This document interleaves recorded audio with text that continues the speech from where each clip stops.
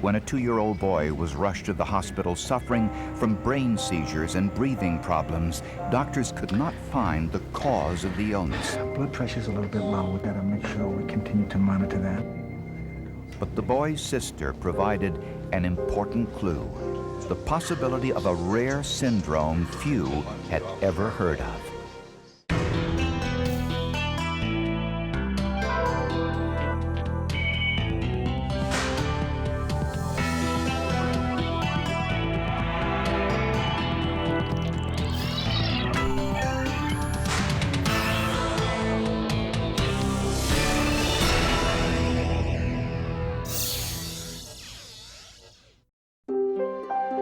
In 1987, Ray and Tanya Reed, along with their 2 children, had just moved to Urbandale, Iowa. It was Ray Reed's 4th job transfer in 3 years. My husband, every time we moved, it was an advancement for him. And I was ready, anytime one thing he wanted to do, I wanted to go. Tanya Reed was a housewife who stayed at home to care for her children, 6-year-old Carolyn and 2-year-old Michael. Just 2 days after moving to town, their youngest child, Michael, stopped breathing. Fortunately, Tanya was a nurse and knew exactly what to do. She performed CPR and immediately took him to the emergency room of Iowa Methodist Medical Center. It was fever of viral etiology, dehydration, and vomiting. That was a pretty standard diagnosis and situation. After he was stabilized, Michael was given a complete physical examination. He had a prior history of neurologic seizures, but doctors could not determine what was causing them. A few months later, the Reeds moved into a larger unit in the same complex. Ray was working extremely long hours and Tanya was lonely. I think in the beginning the relationship was okay. It was enough for Tanya because she was working and she had enough outlets in her life to, keep herself busy and feel that she was happy. But when she, as the relationship went on and the years went by, I think there was an emptiness and a lack of true affection between the 2 of them. 3 months later, Michael had another episode. He stopped breathing and turned blue. His mother called the paramedics. When they arrived, Tanya was on the floor of the living room giving Michael mouth-to-mouth resuscitation. We're here to help you out, ma'am. Please move aside. Thank you very much. He's not breathing. Bag. Bag. At the hospital, tests could not determine the cause of Michael's breathing problems. The child's pediatrician speculated that Michael might simply be holding his breath. 1 week later, paramedics were called to the Reed residence once again. Michael had another breathing episode. She appeared very calm for such serious natures. To be doing mouth-to-mouth on a child, speaking for myself, if it was my child, I'd be a nervous wreck. Just 3 years earlier, Michael's older sister Morgan died unexpectedly at 9 months old. The autopsy said Morgan died of cardiorespiratory arrest of unknown origin. Like Michael, Morgan had a history of breathing problems and numerous hospitalizations before she died. Morgan's death was a stressful time for the Reeds' marriage. We did have stress when Morgan died. Any couple will go through stress when there's a death in the family, a child death. And we did stay together through all that. 1 month later, paramedics were called to the Reeds' home once again. Tanya successfully resuscitated Michael before he was taken to the hospital. Numerous medical workups had been done to try to find a cause of this, including a number of pediatric specialists and pediatric subspecialists, and nothing had been found. Doctors were mystified. What was wrong with Michael? I think doctors don't want to admit that they're infallible, if there's something they can't find. Soon, doctors looked deeper into Michael's breathing problems. Doctors at Iowa Methodist Medical Center couldn't find the cause of the seizures and breathing problems 2-year-old Michael Reed was experiencing. A few days after they returned to Iowa, Michael stopped breathing again. Tony Collins and the other paramedics were baffled, and their logbook showed it. Things didn't fit together, that a kid would hold his breath long enough to make him have seizures or quit breathing. Then, on Sunday, February 7th, while Ray Reed was relaxing downstairs, Come upstairs, Michael's in trouble. he heard Tanya's screams from the master bedroom. What's wrong? He's not breathing. What happened? I don't know, call an ambulance. I'll be right back. It had happened again. Michael was having another breathing episode and was rushed to the hospital. The nurse on duty noticed something unusual. On Michael's cheek were some red parallel scratch marks, scratches that looked like they had been made by the boy's fingernails. To the nurse, it looked as if Michael had tried to remove someone's hands from around his neck and mouth. Oh, nurse, I seem to have cut my finger. Just a few moments later, an interesting coincidence. Tanya Reed asked the nurse to look at her finger. It was bleeding. I don't think I probably would have noticed if this had been my child that I had a scratch on my finger, and I certainly wouldn't have mentioned it to anybody. Michael was only 2 years old and too young to talk, so it was impossible for doctors and social workers to interview him. But the scratch marks on Michael's face and Tanya's bleeding finger led doctors to suspect a rare form of child abuse called Munchausen syndrome by proxy. It first appeared in the medical literature in 1977 and was named after Baron von Munchausen, an 18th century soldier famous for fabricating fabulous tales of his battlefield exploits.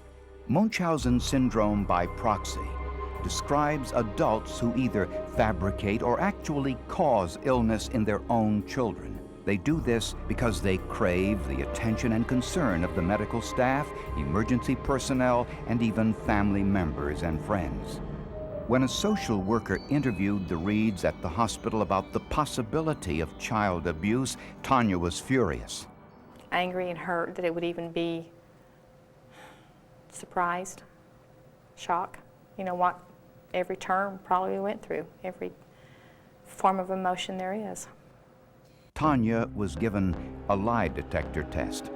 When she was asked if she ever intentionally caused harm to her children, she said no and passed.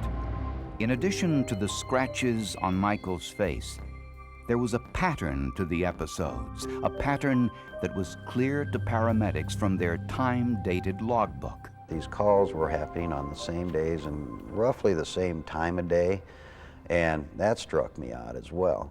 Almost exclusively, the calls to the paramedics were on Tuesdays and Fridays, always at about the same time of the day, in the late afternoon or early evening. For the most part, they coincided with the days and times Ray Reed was at work. The Reeds were convinced that Michael had a similar condition to the one that killed their daughter, Morgan, while they were living in Texas. To find out, medical detectives in Iowa decided to conduct their own investigation into Morgan Reed's death. Morgan Reed was just 9 months old when she died in 1984. Morgan's medical records revealed repeated visits to the hospital emergency rooms in Texas for breathing problems and seizures before she died. The cause of death listed on Morgan's autopsy report said cardiorespiratory arrest of unknown origin. But 3 other words in the report leaked out: acute subdural hematoma, a swelling in the brain which contains blood. At the bottom of the page, the pathologist had written, "No evidence of child abuse." Iowa's medical examiner was alarmed. The autopsy mentioned having 2 fairly fresh subdural hematomas, blood clots around the brain putting pressure on the brain.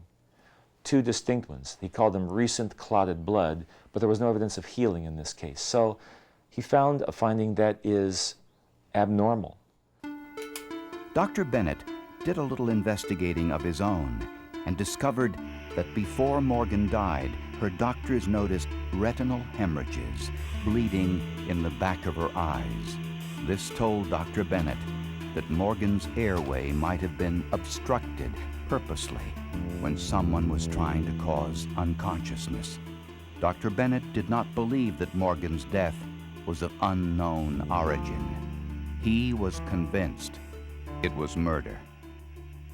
The retinal hemorrhages and subdural hematomas came from trauma, specifically the violent shaking of the shaken baby syndrome. Once those words of shaken baby are spoken as the cause of death, there's no doubt it's a homicide. Because of Morgan's death, prosecutors in Iowa now feared that Michael's life was in danger. Michael had been hospitalized 18 times in 3 different states. His sister Morgan was hospitalized 20 times before she died. Every single episode noted Tanya's claim that she performed mouth-to-mouth resuscitation before emergency personnel arrived. No one but Tanya had ever witnessed the onset of a seizure or breathing problem in either child. We literally papered the office wall with flowcharts and timelines so we could look for this pattern that eventually resulted. Prosecutors searched the medical literature and discovered some common elements among those suspected of Munchausen syndrome by proxy. Most are women. They demand more and more tests and second opinions even after nothing has been found. The child's illness does not occur when in daycare or with a babysitter. There's a family history of other siblings with the same problem or an unexplained sibling death. Suspects have an emotionally distant relationship with their spouse. 1/3 are in the medical field, mostly nurses. The profile was a remarkable portrait of Tanya Reed, including the fact she was a nurse. And that's not really a surprise, because if you were going to go to a physician and make up something about your child, if you knew nothing about medicine whatsoever, it's going to be harder to make any kind of a convincing story. Whereas if you have some sort of nursing background or health background of some sort, and you go to the physician, you might be able to lie about something more convincingly. And investigators were suspicious because no one other than Tanya had ever witnessed either of her children having a seizure. I was the one that was always there. In circumstances, yeah, but I think any woman whose husband works and she is stays home and takes care of the kids, it's going to happen that way. The Polk County Juvenile Court determined that Michael was at risk living with his mother, and he was turned over to foster care. For the next 2 months, Michael had no seizures at all. But prosecutors weren't sure they could prove felony child endangerment against Tanya Thaxton Reed in a court of law. On August 10th, 1988, Tanya Thaxton Reed was arrested and charged with felony child endangerment in the case of her son, Michael. The trial began a little more than a year after the hospital nurse saw the scratches on little Michael Reed's face. Munchausen syndrome by proxy is extremely difficult to prove. There usually aren't any witnesses, and juries have difficulty understanding a parent's need for this type of attention. If we have a problem with a broken bone and understanding how that's physical abuse, imagine we come in with something called Munchausen syndrome by proxy, which is hard to spell, and we're not quite even sure how to pronounce it. When the trial began, prosecutor Melody Haynes presented what she believed to be a pattern of abuse, which began with Morgan and continued with Michael. Haynes argued that Tanya Reed intentionally suffocated Michael on 18 separate occasions before reviving him and taking him to the hospital. She also pointed out that Michael did not have any breathing problems or seizures during the time he had been in foster care. The defense presented a report from the court-appointed psychologist which said that Tanya was completely normal. They also argued what Tanya had claimed all along, that there was a genetic cause of Michael's seizures. The Texas neurologist testified that both Michael and Morgan had abnormal brains, which possibly caused the seizures. Then, on the morning of March 2nd, Tanya Thaxton Reed took the witness stand in her own defense. We were so nervous about what was going on. And sure enough, she took the witness stand. And you can never be sure until they do that. And she got up there on the witness stand, and she looked very prim and very proper, and she sounded like the very best PTA suburban mom that you could find. Tanya Reed denied killing her daughter Morgan. Did you kill her? No, sir, I definitely did not. Did you shake her to death? No, sir. Did you bring about these seizures? No, I did not. Then Melody Haynes began her cross-examination. Don't you think it would be an awfully big coincidence to know another child unrelated to you in your care that had the same problem? It would. I don't know if it's a coincidence or not. Has that happened to you? Not that I know of. You've never been in charge of another child that has had a similar problem to what your children have had? Not that I can remember right off. No. When she said no, I could have kissed her, because, I mean, it was such a lie. It was such an egregious lie. Haynes' staff had done their homework. In 1974, when Tanya was 15 years old, she was babysitting a child who had stopped breathing. Tanya immediately called paramedics, saving the child's life. Tanya became a local hero and won the town's Good Neighbor Award. Mrs. Reed, would you tell the court what you received a Good Neighbor Award for in 1974? And I'm handing you States Exhibits 14 and 15. I was babysitting Scott Simmons, and the child quit breathing on me at the time. Mark Pennington is an outstanding trial attorney, but I have never seen a defense lawyer turn whiter than a sheet like he did at that very moment. And I was never really sure if he actually did know about that. The prosecution was able to prove that there had been a lifelong pattern of abusive behavior. On April 28, 1989, Tanya Thaxton Reed was found guilty of felony child endangerment in the case of her son, Michael. She was sentenced to 10 years in prison. Not long afterwards, Tanya Reed was indicted in Texas for the murder of her daughter, Morgan. Somehow, Tanya Reed had become overly aggressive with Morgan, and we felt that possibly what had happened here was that in an effort to block Morgan's air, she may have gone too far, and she could not get the child to start breathing. In desperation, frustration, picked Morgan up and shook her violently to start her breathing again, and that in turn caused the subdural hematoma. On December 13, 1993, the Texas jury found Tanya Thaxton Reed guilty of murder. She was sentenced to 62 years in prison. The verdict was upheld on appeal. Despite the convictions, Tanya Reed continues to maintain her innocence. Yes, always will. I'll maintain it forever. I'm having to do my time, and I accept that. I don't have to like it, but I have to accept it, which I have. Most of them deny, and they deny even in the face of evidence. I mean, you could show videotape if you had the type of Munchausen syndrome by proxy, where there was some act that you could capture on film. If you showed it to them, typically they'll continue to deny that that's going on. The Iowa trial and trials in Texas broke new ground in child abuse cases across the United States. Justice was done. I felt a sense of retribution for Morgan, but there was a poignant sadness to all of it. It had destroyed their entire family and so many lives.